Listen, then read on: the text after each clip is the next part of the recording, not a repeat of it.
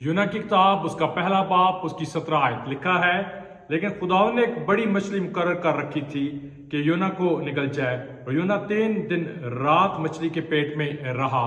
यूना समझता है मछली उसकी दुश्मन है।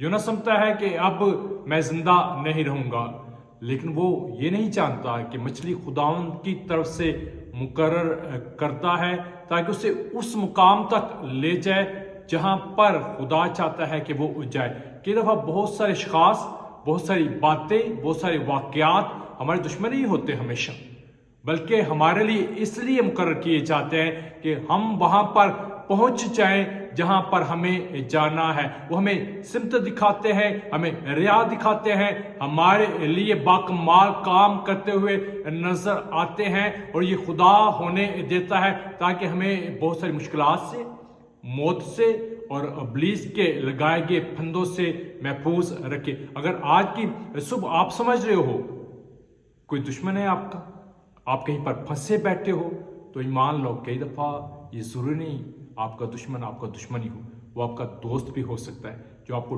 ठीक राह दिखा रहा है खुदा की तरफ से और ठीक मकामात की तरफ लेकर जा रहा है। यीशु के नाम में आमीन।